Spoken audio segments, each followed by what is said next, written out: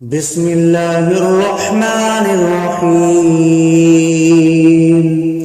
ياسين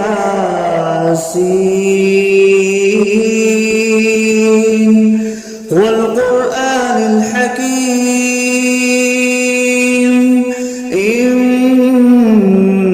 لمن المرسلين على صراط مستقيم تنزيل العزيز الرحيم لتنذر قوما ما أنذر آباؤهم فهم غافلون لقد حق القول على أكثرهم فهم لا يؤمنون إنا جعلنا في أعناقهم أغلالا فهي إلى الأذقان فهم مقمحون وجعلنا من بين أيديهم سدا ومن خلفهم سدا فأغشيناهم فهم لا يبصرون وسواء عليهم أأنذرتهم أم لم تنذرهم لا يؤمنون إنما تنذر من اتبع الذكر وخشي الرحمن بالغيب فبشره بمغفرة وأجر كريم إنا نحن نحيي الموتى ونكتب ما قدموا وآثارهم وكل شيء أحصيناه في إمام مبين واضرب لهم مثلا أصحاب القرية إذ جاءها المرسلون إذ أرسلنا إليهم اثنين فكذبوهما فعززنا بثالث فقالوا إنا إليكم مرسلون قالوا ما أنتم إلا بشر مثلنا وما أنزل الرحمن من شيء إن أنتم إلا تكذبون قالوا ربنا يعلم إنا إليكم لمرسلون وما علينا إلا البلاغ المبين قالوا إنا تطيرنا بكم لئن لم تنتهوا لنرجمنكم وليمسنكم منا عذاب أليم قالوا طائركم معكم أئن ذكرتم بل أنتم قوم مسرفون وجاء أقصى المدينة رجل يسعى قال يا قوم اتبعوا المرسلين اتبعوا من لا يسألكم أجرا وهم مهتدون وما لي لا أعبد الذي فطرني وإليه ترجعون أأتخذ من دونه آلهة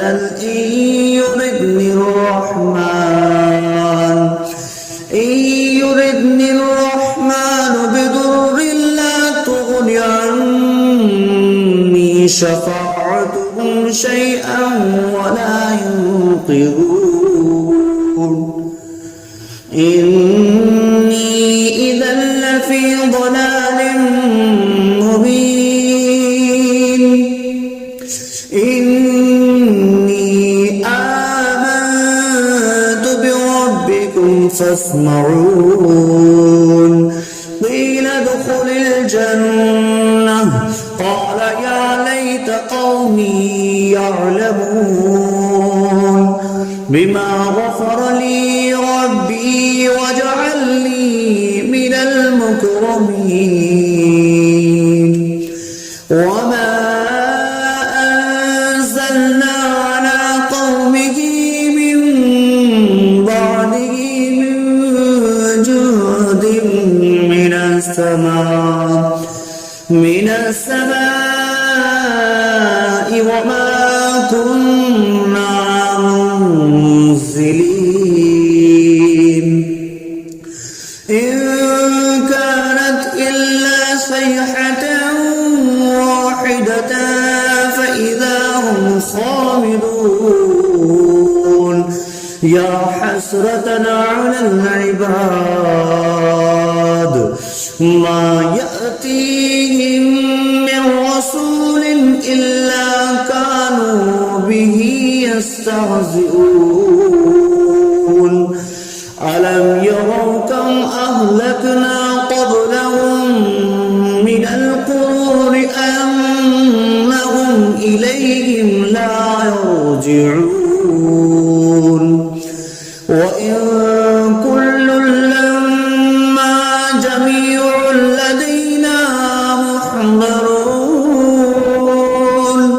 وآية لهم الأرض الميتة أحييناها وأخرجنا منها حبا فمنه يأكلون وجعلنا فيها جنات من نخيل وأعناب وفجرنا فيها من العيون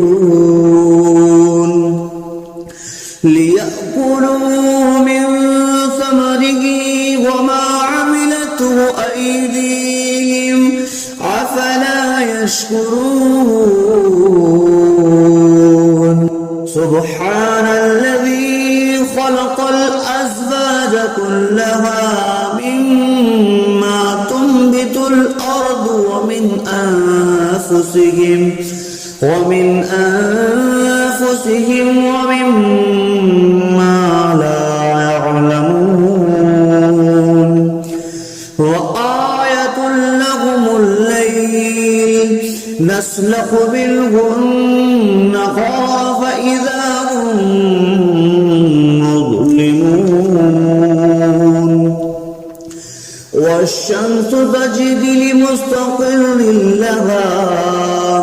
ذلك تقدير العزيز العليم والقمر قدرناه منازل حتى عاد كالأرجون القديم لا الشمس ينبغي لها أن تدرك الكمال الليل سابق النهار وكل في فلق يسبحون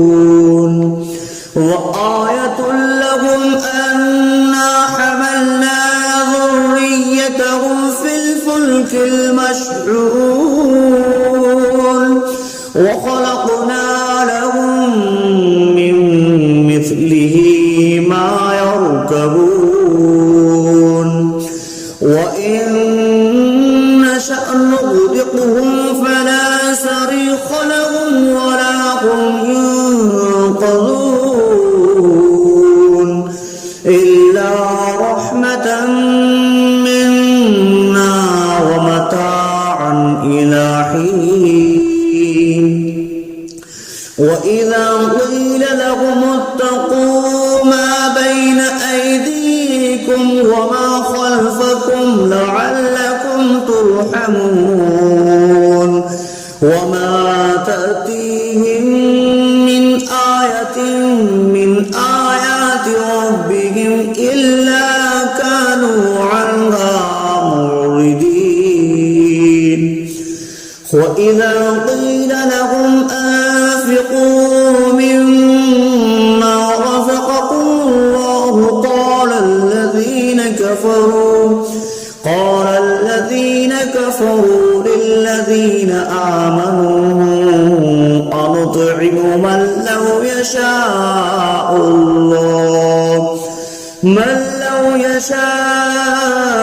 الله أطعمه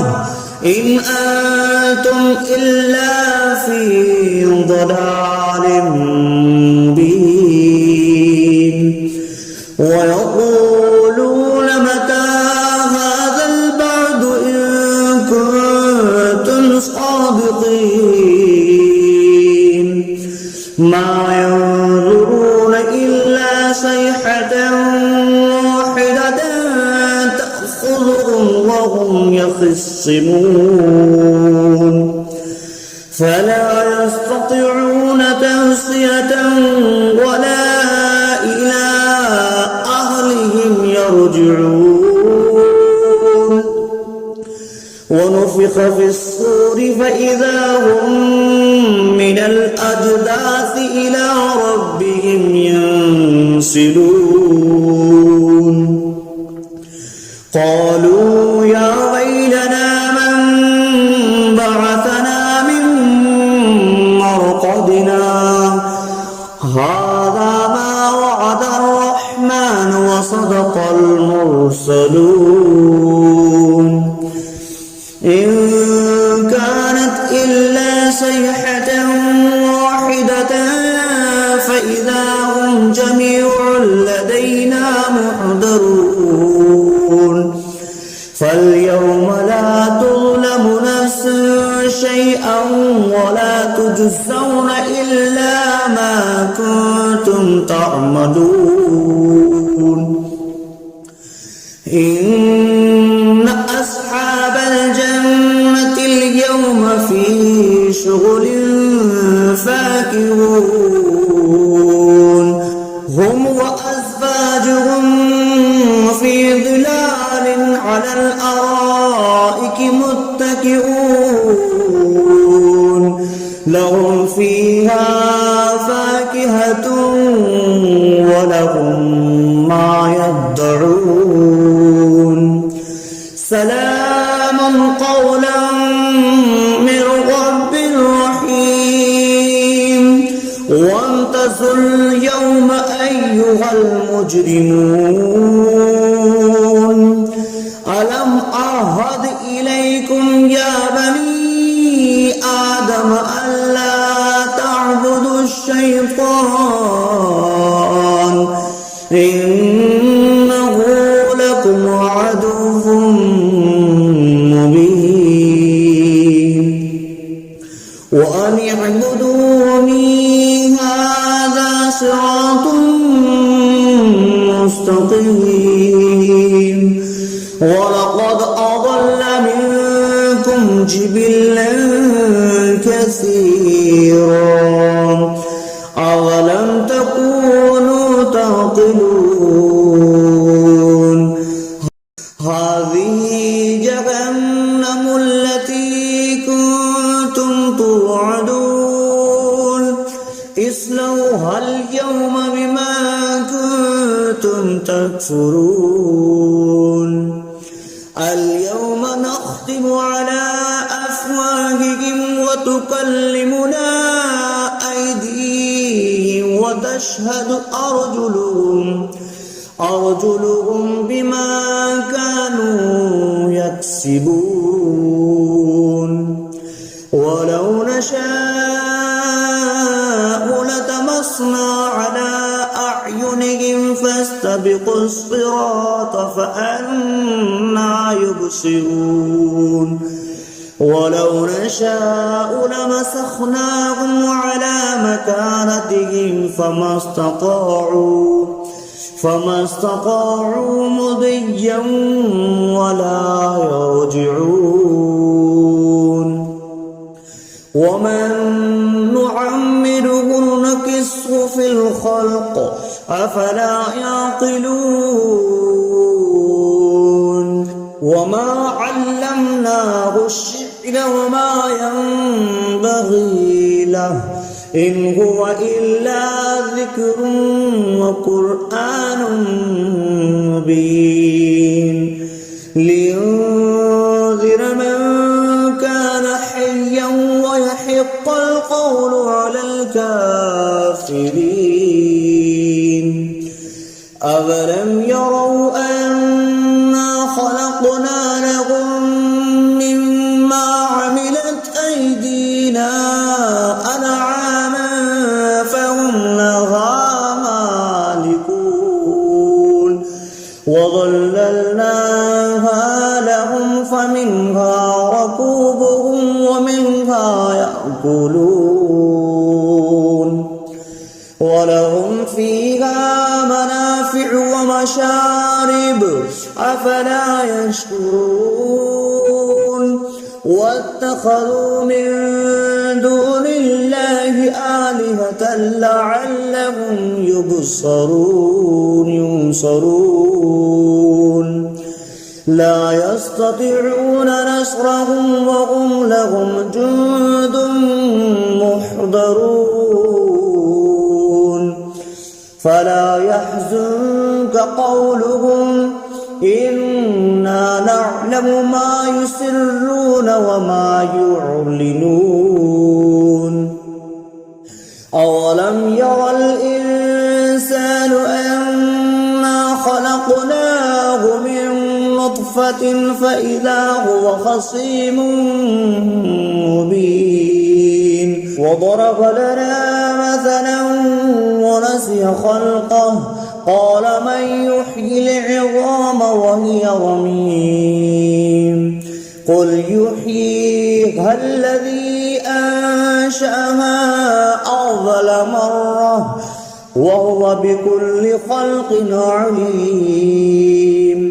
الذي جعل لكم من الشجر الأخضر نارا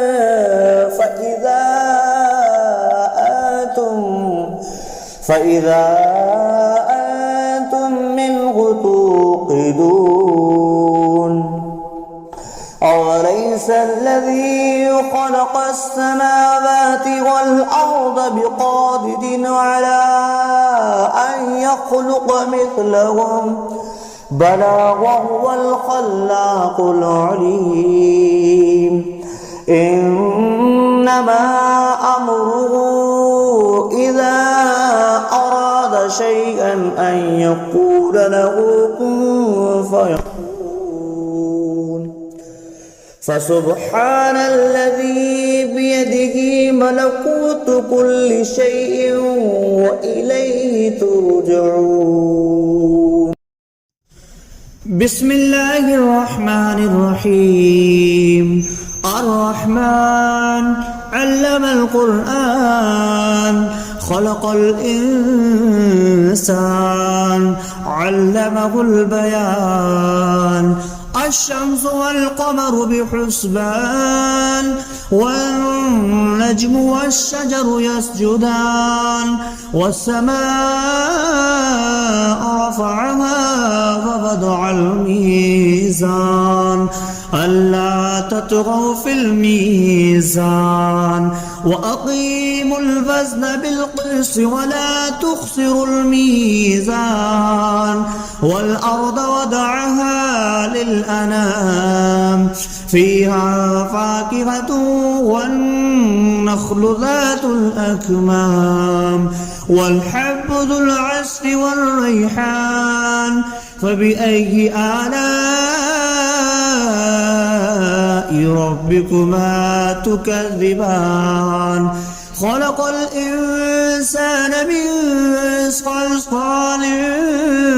كالفخار وخلق الجان من مارج من نار فبأي آلاء ربكما تكذبان رب المشرقين ورب المغربين فبأي آلاء ربكما تكذبان مرج البحرين يلتقيان بينهما برزخ لا يبغيان فبأي آلاء ربكما تكذبان يخرج منهما اللؤلؤ والمرجان فبأي آلاء ربكما تكذبان وله الجوار المنشآت في البحر كالأعلام فبأي آلاء ربكما تكذبان كل من عليها فان ويبقى وجه ربك ذو الجلال والإكرام فبأي آلاء ربكما تكذبان يسأله ما في السماوات والأرض كل يوم هو في شأن فبأي آلاء ربكما تكذبان سنفرغ لكم أيها الثقلان فبأي آلاء ربكما تكذبان يا معشر الجن والإنس إن استطعتم أن تنفذوا من أقطار السماوات والأرض فانفذوا لا تنفذون إلا بسلطان فبأي آلاء ربكما تكذبان يرسل عليكما شواظ من نار ونحاس فلا تنتصران فبأي آلاء ربكما تكذبان فإذا انشقت السماء فكانت وردة كالدهان فبأي آلاء ربكما تكذبان فيومئذ لا يسأل عن ذنبه إنس ولا جان فبأي آلاء ربكما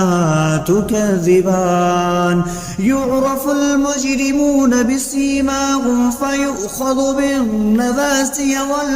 والأقدام فبأي آلاء ربكما تكذبان هذه جهنم التي يكذب بها المجرمون يطوفون بينها وبين حميم آن فبأي آلاء ربكما تكذبان ولمن خاف مقام ربه جنتان فبأي آلاء ربكما تكذبان ذواتا أفنان فبأي آلاء ربكما تكذبان فيهما عينان تجريان فبأي آلاء ربكما تكذبان فيهما من كل فاكهة زوجان فبأي آلاء ربكما تكذبان متكئين على فرش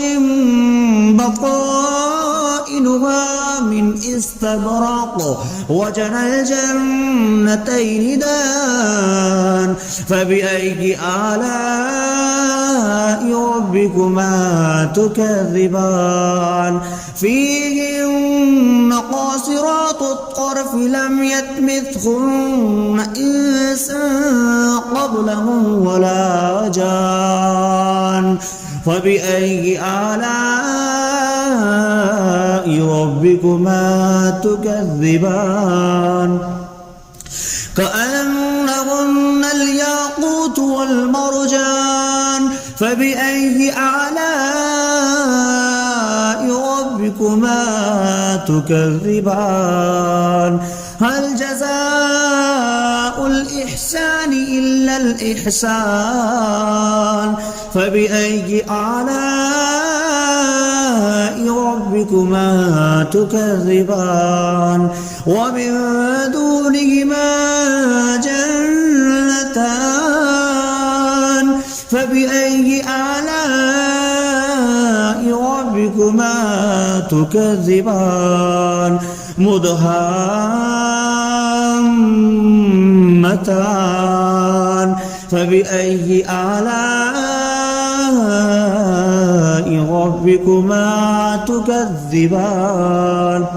فيهما عينان نضختان فبأي آلاء ربكما تكذبان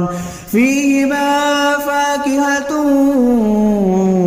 ونخل والرمان فبأي آلاء ربكما تكذبان فيهن خيرات حسان فبأي آلاء ربكما تكذبان حور مقصورات في الخيام فبأي آلاء ربكما تكذبان لم يطمثهن إنس قبلهم ولا جان فبأي آلاء ربكما تكذبان متكئين على رفرف خضر وعبقري حسان فبأي آلاء ربكما تكذبان تبارك اسم ربك ذي الجلال والإكرام صدق الله العظيم.